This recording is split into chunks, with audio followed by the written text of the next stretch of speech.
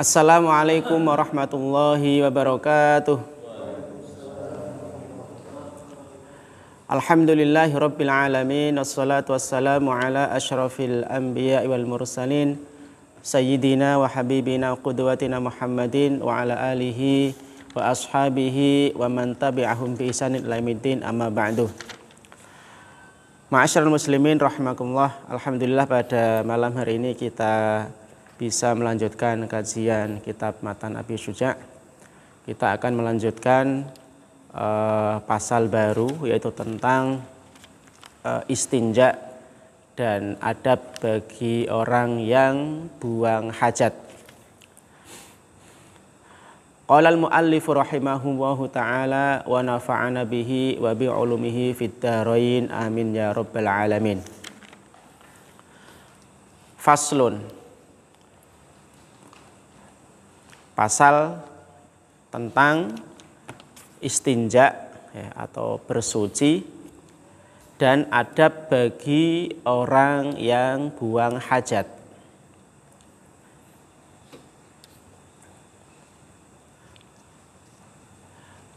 Wal istinja'u, istinja atau bersuci, atau dalam bahasa istilah kita bersuci setelah buang air kecil dan buang air besar, itu namanya apa istilahnya? Cebok ya, cebok ya. Jadi kalau dalam bahasa Arab istilahnya istinja. Wal istinja'u, nah istinja bersuci, wajibun adalah wajib. Minal bauli, setelah buang air kecil. Wal ghaiti, dan buang air besar. Jadi istinja atau bersuci atau cebok ya dalam istilah kita itu wajib dilakukan ketika kita selesai buang hajat, baik itu buang air kecil maupun buang air besar. Hukumnya wajib. Ya, hukumnya wajib. Wal afdolu, yang lebih utama atau lebih baik atau lebih afdol, ayastanjia, hendaknya orang yang buang hajat itu istinja atau bersuci bil ahjari, dengan beberapa batu, dengan beberapa batu. Thumma yutsbi'uha, kemudian mengiringinya, bil ma'i, dengan menggunakan air, dengan menggunakan air. Nah, ini yang paling afdal, yang paling utama, yaitu bersuci ya bagi orang yang buang hajat ya setelah menunaikan hajatnya, baik itu buang air kecil atau buang air besar ya. Bersucinya adalah dengan batu, kemudian disusul dengan air. Ini lebih afdolnya, lebih utamanya. Wa yajuzu, dan diperbolehkan bagi orang yang selesai buang hajat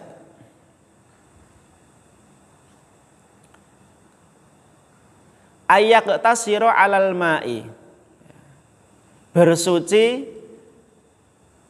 dengan air ya. Ayyaqtasiru alal ma'i ya, meringkas bersuci dengan air saja maksudnya, tidak pakai batu. Au ala thalathati ahjarin, atau dengan menggunakan 3 batu.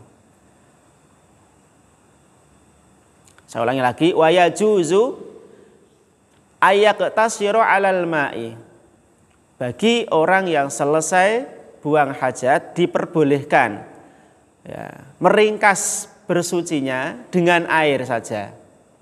Au ala thalathati ahjarin, atau dengan 3 batu. 3 batu. Yunqi bihinna al-mahal, yang bisa membersihkan tempat keluarnya buang air kecil atau buang air besar.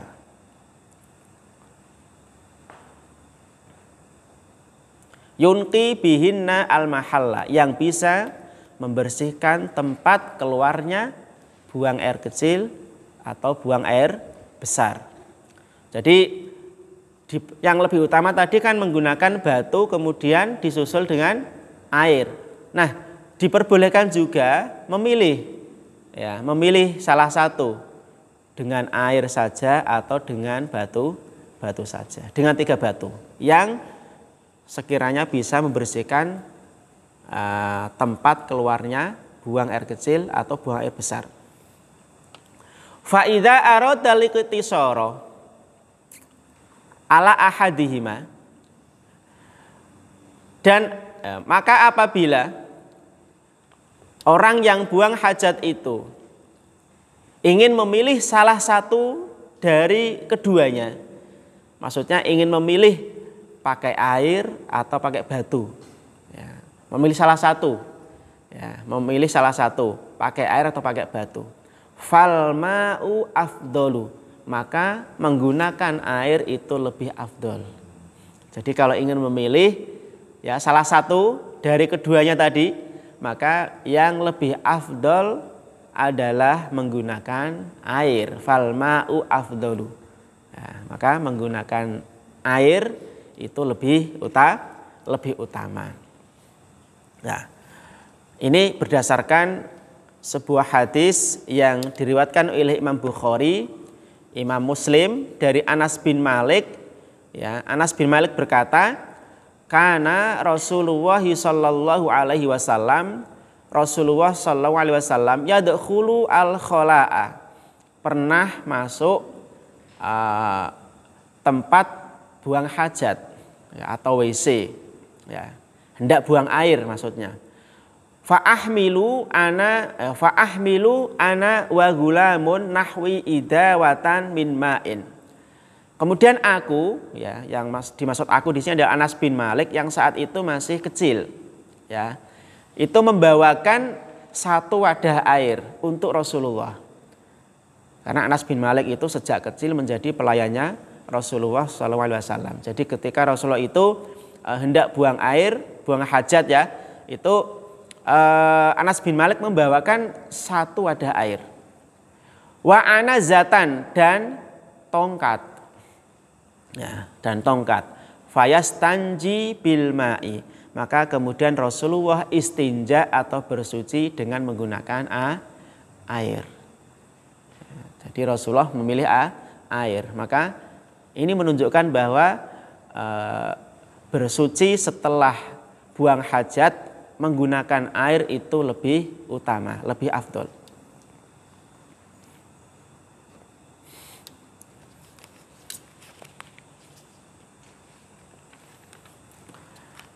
Kemudian selanjutnya, ya, ini mulai adab-adabnya, ya, adab bagi orang yang buang hajat. Wa yajtanibu istiqbalal qiblati, orang yang sedang buang hajat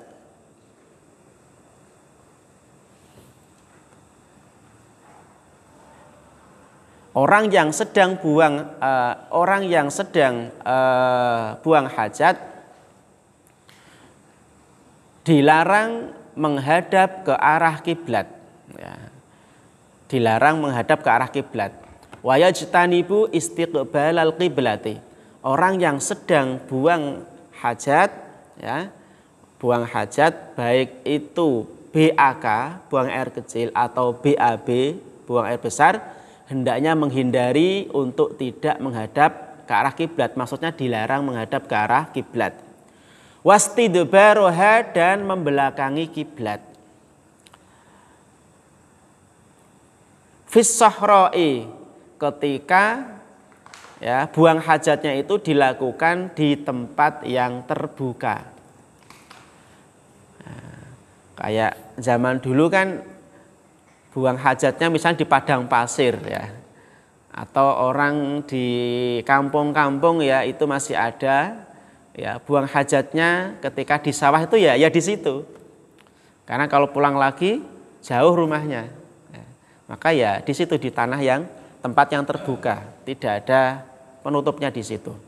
Maka dalam kondisi seperti itu adabnya adalah tidak boleh menghadap ke arah kiblat atau membelakanginya.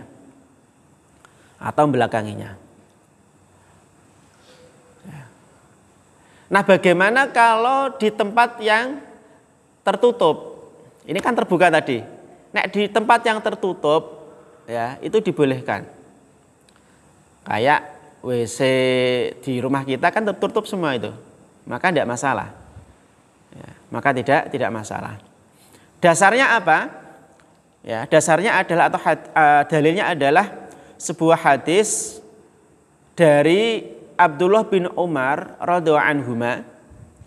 Dia berkata, irtaqaitu fauqa dhahri baiti Hafsata li ba'dhi hajati.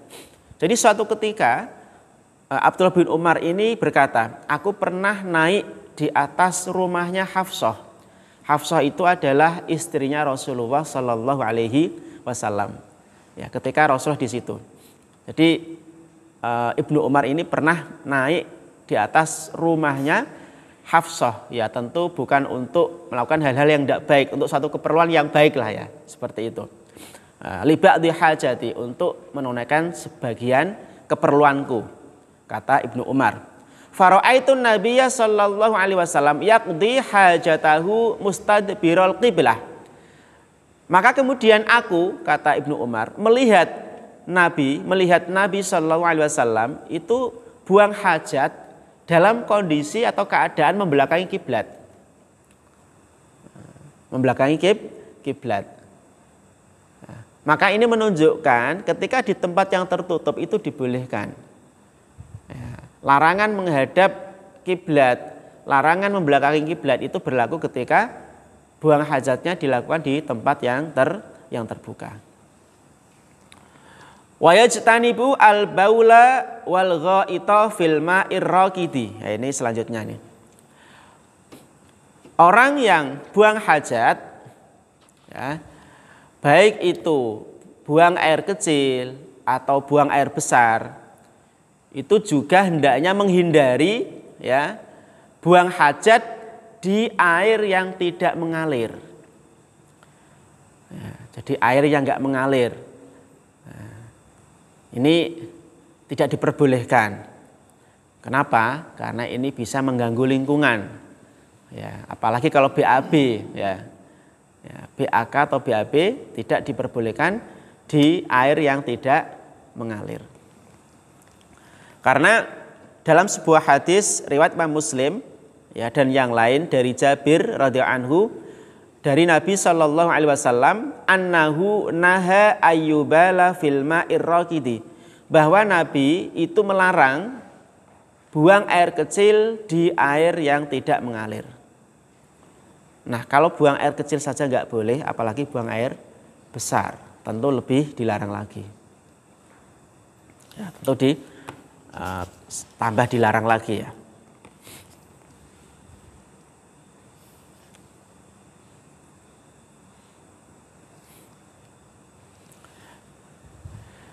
Kemudian selanjutnya watahtas syajaroti. Ini juga harus dihindari bagi orang buang hajat di bawah pohon. Al-muthmirati yang berbuah. Al-muthmirati yang berbuah.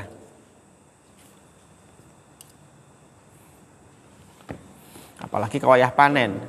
Wah, wayah panen malah nanti kalau buahnya jatuh, pas jatuh di kotoran itu kan ya tidak baik.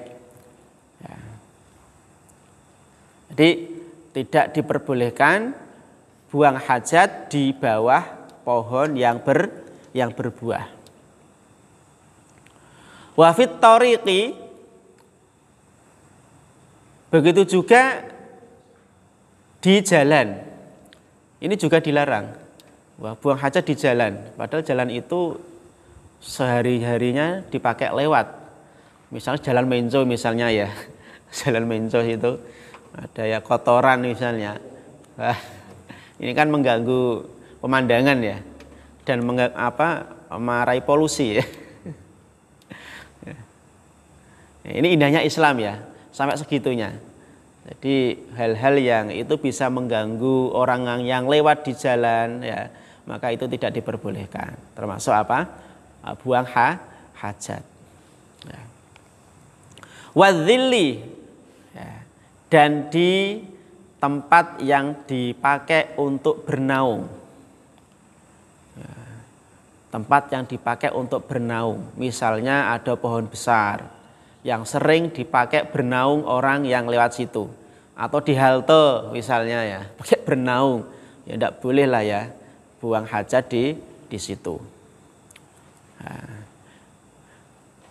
ada sebuah hadis ya, ini menjadi dasar larangan ini ya, diriwayatkan oleh Imam Muslim dan yang lain dari Abu Hurairah radhiyallahu anhu, anna Nabiyya sallallahu alaihi wasallam, bahwa Nabi sallallahu alaihi wasallam pernah bersabda, ittaqu al-la'anain, ya, hindarilah, takutlah ya, atau hindarilah, jauhilah oleh kalian dua hal yang bisa mendatangkan laknat Allah.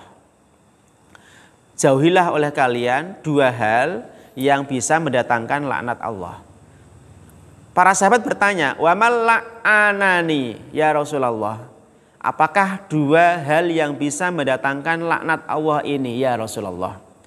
Dijawab oleh Rasulullah, alladzi yatakhalla fi tariqin nas, yaitu orang yang ya buang air kecil atau buang air besar ya, di jalan yang dipakai lewat manusia.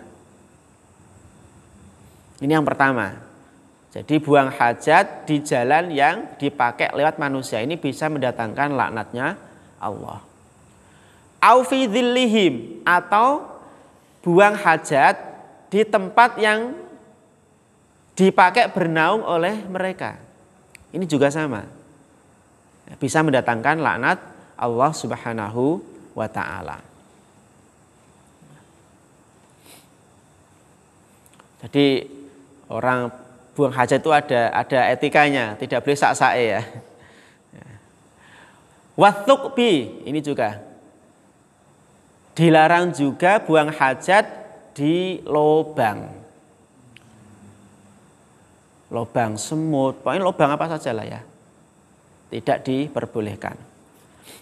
Ya, ini berdasarkan sebuah hadis riwayat Abu Dawud dan yang lain dari Abdullah bin Sarjas radhiyallahu anhu, qala, dia berkata, naha Rasulullah sallallahu alaihi wasallam, Rasulullah melarang ayyubala fil juhri, buang air kecil di lubang. Nah, ini tidak diperbolehkan.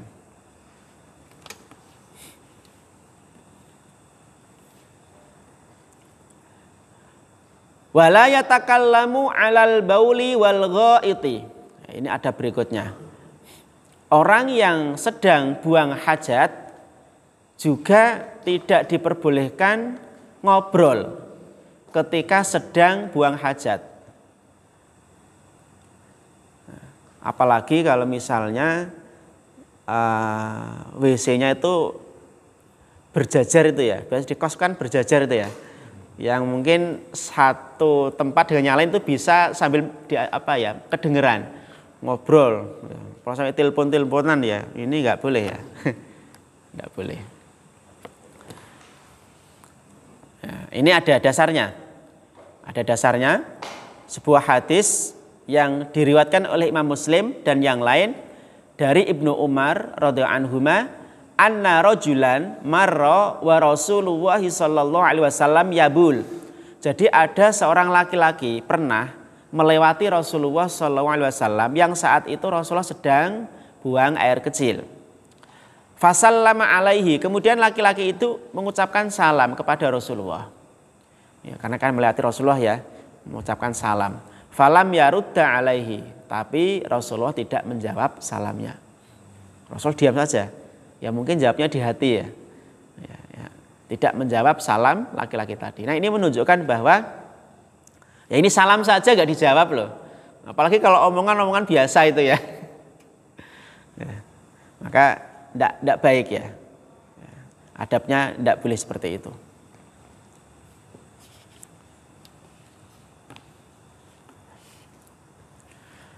Kemudian selanjutnya wala yastaqbilu syamsa wal qamara. Wala yastaqbilu syamsa wal qamara. Orang yang sedang buang hajat juga tidak diperbolehkan menghadap ke arah matahari. Menghadap ke arah matahari dan bulan. Wala yastadbiruhuma, dan juga tidak boleh membelakangi matahari dan bulan. Ya, keterangan berkaitan dengan ini disebutkan oleh Al-Imam An-Nawawi bahwa hadis yang menjelaskan tentang larangan bagi orang yang buang hajat menghadap ke arah matahari dan bulan dan membelakanginya, ini adalah hadis yang dhaif. Bahkan hadisnya batil. Hadisnya batil. Bahkan disebutkan dalam kitab Syarah Matan Abi Suja ya, bahwa ungkapan wala yastaqbilu syamsa wal qamara wala yastadbiruhuma ini pada sebagian cetakan kitab Matan Abi Suja itu tidak ada. Nah, tidak ada.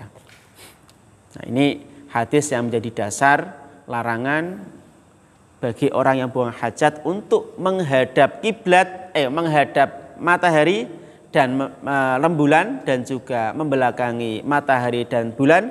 Ini hadisnya batil. Ya, hadisnya batil. Maka tidak bisa dijadikan sebagai dasar. Ini berkaitan dengan kewajiban untuk istinja bagi orang yang selesai buang hajat dan juga adab bagi orang yang buang hajat. Semoga menjadi ilmu yang barokah dan bermanfaat untuk kita semuanya. Aqulu qouli hadza wa astaghfirullah li wa lakum. Wassalamualaikum warahmatullahi wabarakatuh.